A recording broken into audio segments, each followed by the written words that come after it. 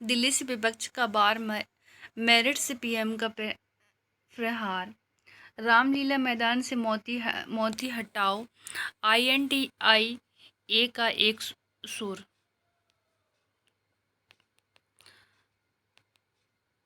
मोती का मोती का मंत्र भ्रष्टाचार हटाओ, वो कहते हैं भ्रष्टाचार बचाओ। आयकर ने नए नोटिस से कांग्रेस की देनदार हुई 3,567 करोड़।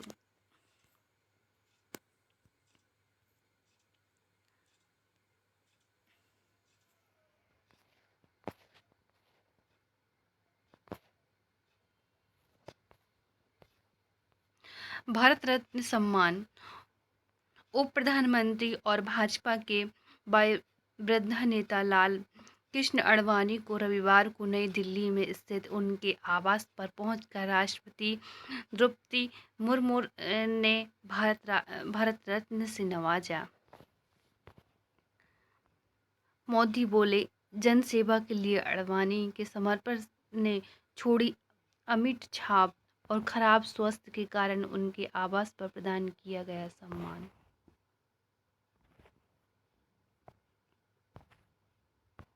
पूरे देश में कच्चा टीवी द्वीप बनेगा भाजपा का चुनावी मुद्दा। कच्चे तीवू द्वीप के जिस मुद्दे को प्रधानमंत्री नरेंद्र मोदी को पहले भी संसद और रैली में उठा चुके हैं, वहां पर अब RTI के माध्यम से इन पुष्ट तथ्यों के साथ सामने है कि 1954 में तत्कालीन प्रधानमंत्री इंदिरा गांधी ने ही यह भारतीय द्वीप श्रीलंका को सौंप दिया था। अरुणाचल प्रदेश की चीन जैसे मुद्दे को उठाकर मोदी सरकार को घेरने का प्रयास कर रही है। कांग्रेस सहित अन्य विपक्षी दलों के विरोध भाजपा अब इसे पूरे देश के चुनावी मुद्दा बनाएंगे। पहले तो पीएम मोदी ने एक्स पर पोस्ट किया कि भारत एक अखंड को कमजोर करने कांग्रेस के काम करने का तरीका है। फिर मेरठ की रैली में भी आरोप लगाया है कि कांग्रेस और उसके सहयोग ने भारत माता के अंग को काट दिया है। यह मुद्दा दक्षिण भारत की राजनीति में विशेष रूप से गमाएगा, जिसमें भी तमिलनाडु में सत्तारूढ़ और दमू को यह असहज कर सकता है, क्योंकि वहां के द्वीप का मुद्दा उठाती रहे हैं और वह कांग्रेस के साथ चुनावी मुद्दा में प्रधानमंत्री मोदी ने रविवार सुबह एक्स पर पोस्ट किया है। आंखें खोलने वाली और चौंका देने वाली खबर नए तथ्यों से पता चलता है कि कैसे कांग्रेस ने बेरहमी से कच्चा टीबू को छोड़ दिया है। इससे हर भारतीय नाराज है और लोग के मन में यह बात बैठ गई है कि हम कांग्रेस पे कभी भरोसा नहीं कर सकते हैं। भारत की एकता, अखंडता और हितों को कमजोर करना 75 वर्ष से कांग्रेस के काम करने का तरीका रहा है। उन्होंने टाइम्स ऑफ इंडिया की उस खबर का लिंक पर साझा किया है जिसमें तमिलनाडु भाजपा अध्यक्ष के अन्नामलाई से सूचना के अधिकार के तहत कच्चा टीबू उस द्वीप से संबंधित तथ्य का ब्यौरा दिया गया है। रिपोर्ट में दावा किया गया है कि 10 मई 1961 को तत्कालीन प्रधानमंत्री जवाहरलाल नेहरू ने भी इस मुद्दे को अप्रासंगिक बताकर खारिज कर दिया था। उन्होंने लिखा कि बयान दिया था कि मैं इस द्वीप पर दावे को छोड़ने में कोई हिचकिचाहट नहीं दिखाऊंगा। मुझे यह पसंद नहीं है कि यह विवाद अनिश्चित काल तक बना रहे और संसद फिर से उठाया जाए।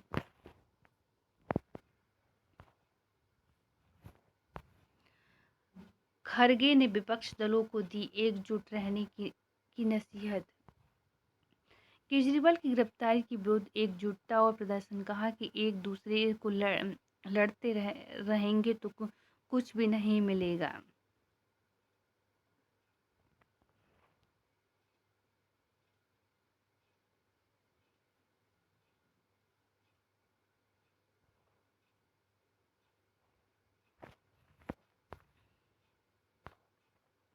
पति के बाद सुनीता ने भी रामलीला के मैदान से शुरू की राजनीति परी।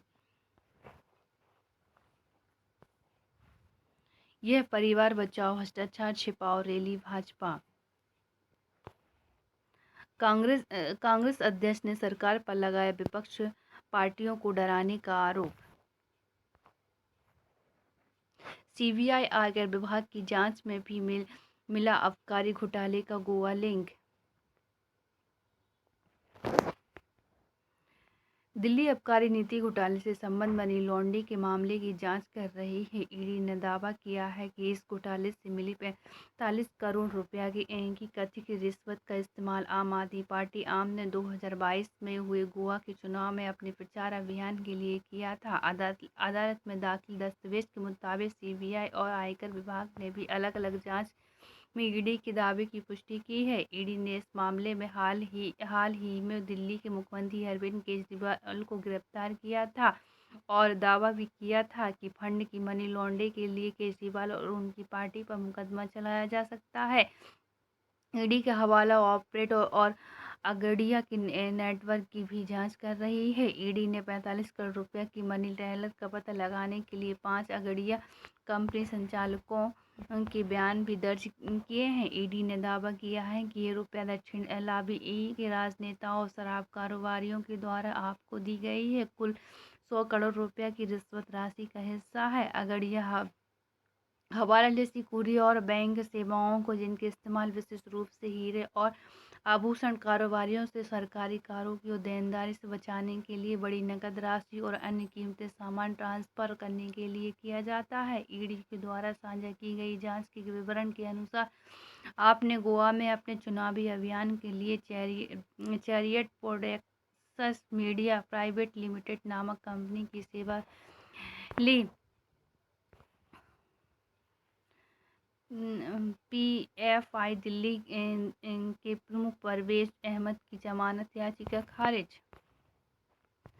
दक्षिण में उभरता है भाजपा का नया नेतृत्व। पश्चिम यूपी में वोल्टेज बढ़ाने से पूर्वांचल तक पहुंच रहा है करंट। राजस्थान में राज परिवार का राज चला गया लेकिन कायम है सियासी प्रेम। कांग्रेस आपस जूझेंगे स्टार प्रचारकों की कमी से।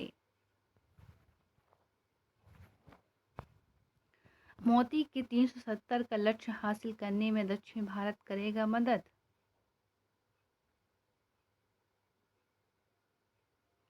कांग्रेस 5 अप्रैल को जारी करेगा अपना घोषणा पत्र।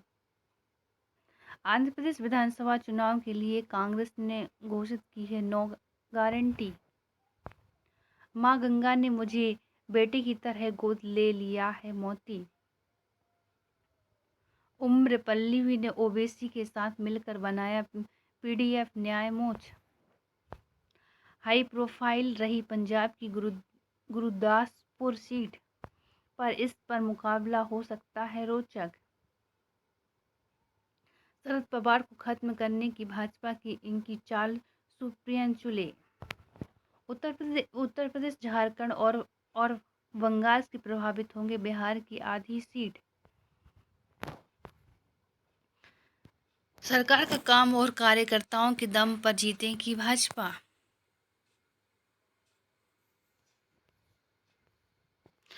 तृणमूल पर चुनावी गतिविधियों के लिए सरकारी संपत्तियों के दुरुपयोग का आरोप। बिहार की उम्मीदवारों को लेकर कांग्रेस के शीर्ष नेताओं ने की बैठक। टिकट आवंटन व प्रचार में आगे भाजपा असंतुष्टों के साथ चलाने की चुनौती। बिहार में चुनाव खर्च हिसाब नहीं देने वाले पिछली बार के प्रत्याशी पर प्रतिबंध। भाजपा प्रत्याशी के खिलाफ सरयू राय ने खोला मोर्चा। चुनावी बॉन्ड योजना से धन के स्रोतों का पता लगाना हुआ था संभव। मोती शादी करनी थी तो चुनाव से पहले कर ले अजम हिम्मत। राष्ट्रपति ने अडवाणी को घर जाकर प्रदान किया भारत रत्न।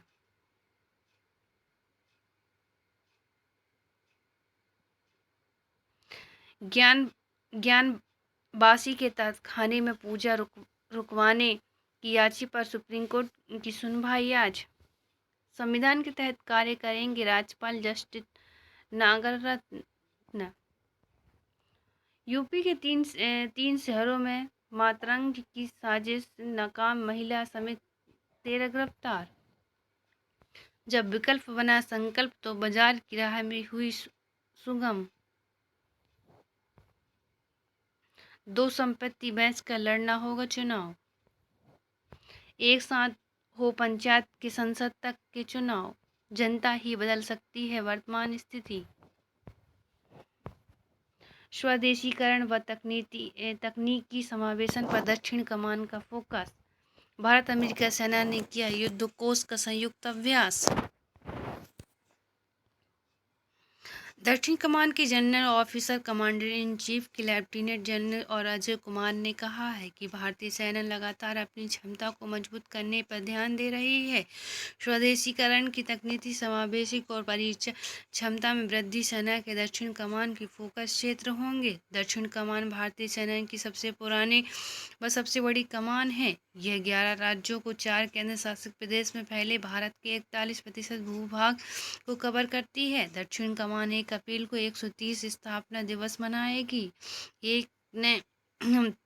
AK सिंह ने प्रौद्योगिकी को लाभ उठाने की कमान को प्रतिबद्धता के बारे में यह बात की है, जैसे सेना प्रौद्योगिकी अवशोषण वर्ष के रूप में मना रही है। उन्होंने कहा कि इनकी सेना तकनीकी का अधिक लाभ उठाने के लिए आधुनिक बल पर परिपक्वता होने की कोशिश कर रही है और इनमें पैदल सेना की तोपखाने के सभी क्षेत्रों में ड्रोन और काउंटर ड्रोन प्रणाली को शामिल करने के लिए एक नया परिचालन दर्शाया गया होगा। वर्तमान बटालियन और अन्य पारंपरिक विषमताओं के पाटने के अलावा कमांड में साइबर ऑपरेशन और सपोर्ट विंग की स्थापना की गई है। दक्षिण कमान ने रक्षा नियंत्रण में आत्मनिर्भरता होने के लिए लक्ष्य महत्वपूर्ण योगदान दिया है।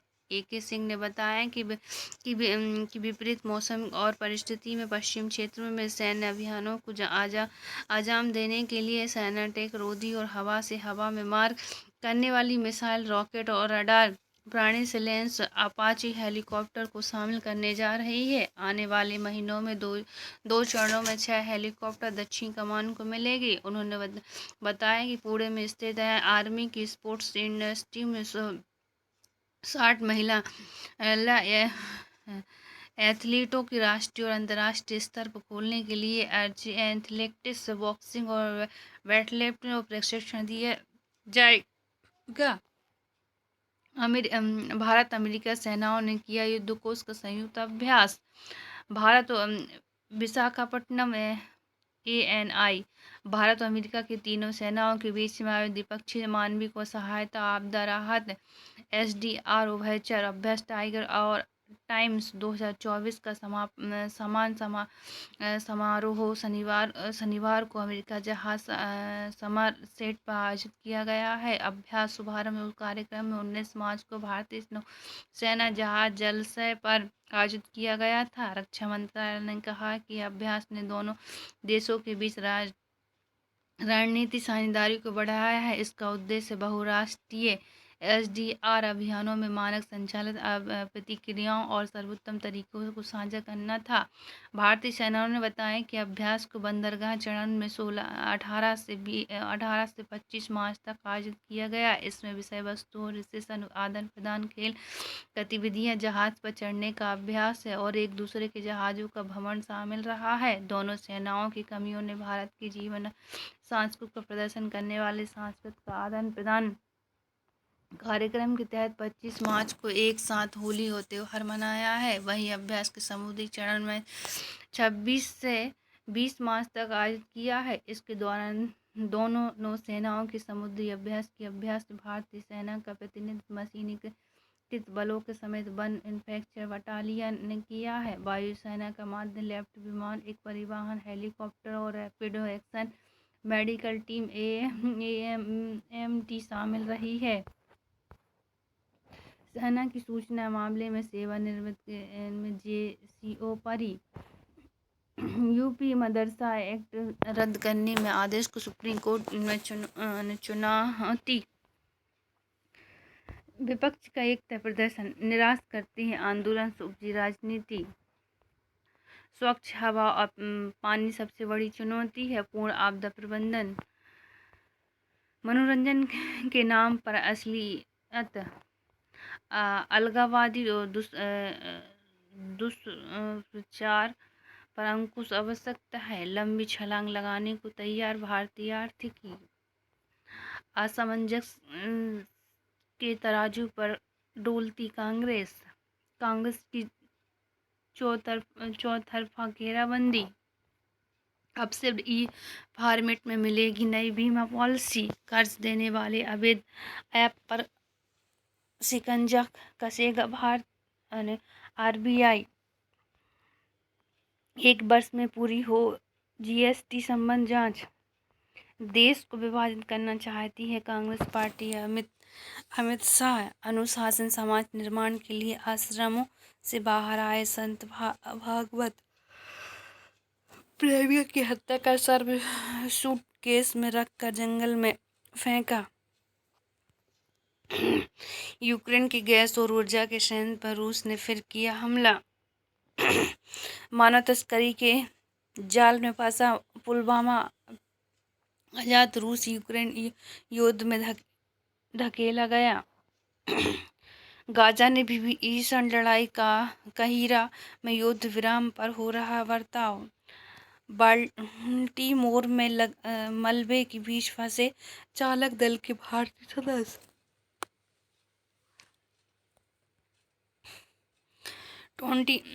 G20 राजनीति में आर्थिक और पुनर्संतुलन का एक उदाहरण। जयशंकर,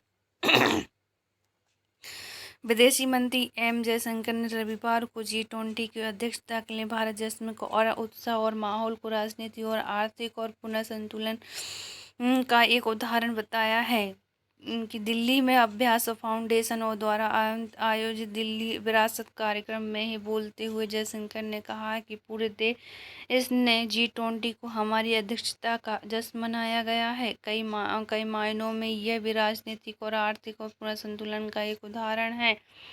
जब दुनिया के चलने वाले, दुनिया को प्रभावित करने वाला या दुनिया पर हावी होने वाला कुछ देशों की वजह इसका दायरा व्यापक हो गया है, यह स्पष्ट रूप से भारत की भूमि को मान्यता दी गई है। जयशंकर ने कहा कि इतने बड़े पैमाने पर सफलता अर्जित करने के लिए भारत ने वैश्विक और खुशियां बटोरने। उन्होंने कहा है कि राजनीतिक और आर्थिक पुनर्संतुलन के बाद आज लड़ाई सांस्कृतिक पुनर्संतुलन की है। उन्होंने कहा कि हमें विश्व की संपूर्ण विविधताओं की पहचानने की जरूरत है। हमें उस योग की विकृतियों को दूर करने की आवश्यकता है जिस पर कुछ देश और कुछ क्षेत्रों पर प्रभुत्व था। इसलिए आज हमारे लिए यह महत्वपूर्ण है। हम अपनी विरासत, अपनी सभ्यता, अपनी संस्कृति, अपनी जीवन शैली, अपनी आस्था और अपनी मान्यता को सामान रखने मेरे लिए यह भी कूटनीतिक और अंतर्राष्ट्रीय संबंध में परिपूर्ण राजनीति की तरह महत्वपूर्ण है।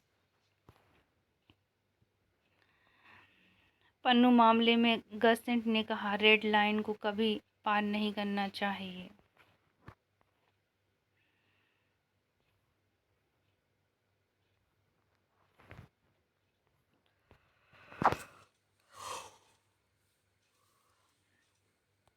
फॉर्म में लौटेंगे रिश्वतमंद, जीती दिल्ली। घरेलू दर्शकों को सामने जीतने की उतरेगी मुंबई। जापान के नकाजिमा बने विजेता। अहलावाद संयुक्त दूसरे स्थान पर। किताब के साथ बोपन्ना की शीर्ष स्थान पर वापसी।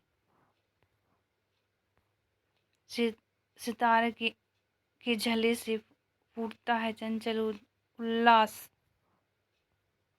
पंजाब में केक खाने से बच्ची की मौत के मामले में 3 गिरफ्तार, मालिक फरार। उत्तर मध्य प्रदेश के ऐतिहासिक भोजशाला के भीतर फर्श की होगी खोदाई। उज्जैन में फूल प्रसाद नहीं खरीदने पर सुप्रीम कोर्ट के वकील और स्वजन के साथ मारपीट।